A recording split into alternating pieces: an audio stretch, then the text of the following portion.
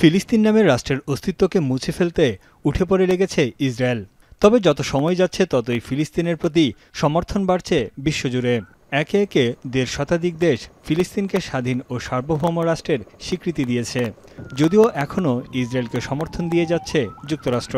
২০২৪ সালে জাতিসংঘে ফিলিস্তিনের পূর্ণ সদস্যপদ অর্জনের প্রস্তাবটিও আটকে যায় যুক্তরাষ্ট্রের ভেটোতে।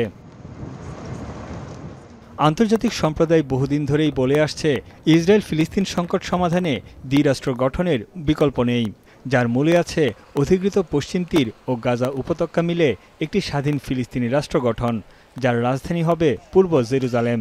নানা অজুহাতে এই প্রস্তাব প্রত্যাখ্যান করে আসছে ইসরায়েল। রাষ্ট্র হিসেবে ফিলিস্তিনের বাস্তবে কোনো অস্তিত্ব নেই। বিশ্বের বিভিন্ন দেশে ফিলিস্তিনের কূটনৈতিক মিশন রয়েছে। অলিম্পিকের মতো ক্রীড়া প্রতিযোগিতায়ও অংশ নেয় ফিলিস্তিন। তবে ইসরায়েলের সঙ্গে দীর্ঘ সংঘাতে দেশ হিসেবে আন্তর্জাতিকভাবে স্বীকৃত কোনো সীমানা, রাজধানী এবং সেনাবাহিনী নেই ফিলিস্তিনিদের। যেসব দেশ এখন পর্যন্ত স্বীকৃতি দিয়েছে তাদের ঘোর বিরোধিতা করছে যুক্তরাষ্ট্র। বিশেষজ্ঞদের মতে, শক্তিশালী দেশগুলোর স্বীকৃতি অনেকটা প্রতীকী, বাস্তবে খুব একটা পরিবর্তন বয়ে আনবে না ফিলিস্তিনিদের জন্য। তবে নৈতিক ও রাজনৈতিক দিক থেকে এটি একটি শক্তিশালী বার্তা। Is a political act, of course, and it has certain legal implications. For example, now in the case of Palestine, if Palestine is recognized by a large number of members, for example, it can get access to the International Criminal Court. It can launch, it can sue Israel in front of the ICC.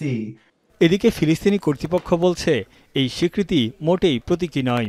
এর মধ্য দিয়ে স্বাধীন ও সার্বভৌম রাষ্ট্র গঠনের পথ প্রশস্ত হয়েছে বলে মন্তব্য করেন ফিলিস্তিনি কর্তৃপক্ষের পররাষ্ট্রমন্ত্রী। This recognition is certainly not symbolic. It is a practical, tangible, irreversible step that countries must take if they are invested in preserving the two-state solution. This also sends a very clear message of hope to the Palestinian people. এদিকে বিভিন্ন শক্তিশালী রাষ্ট্রের স্বীকৃতিতে শান্তি প্রতিষ্ঠা হবে বলে আশায় আছেন গাজা ও পশ্চিম তীরের বাসিন্দারা। যুদ্ধবন্ধে ইসরায়েলের উপর চাপ তৈরি করা যাবে বলেও মনে করেন ফিলিস্তিনিরা। بغض النظر إذا كان الوقت متأخر لكن نحن نرحب بأي اعتراف من أي دولة فلسطين.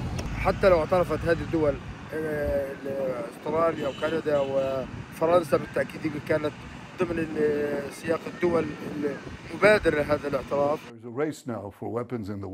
কূটনৈতিকভাবে অনেকটা বিচ্ছিন্ন হয়ে পড়ছে ইসরায়েল। যুক্তরাষ্ট্র ছাড়া নেতানিয়াহুর পাশে দাঁড়ানোর মতো কেউ নেই।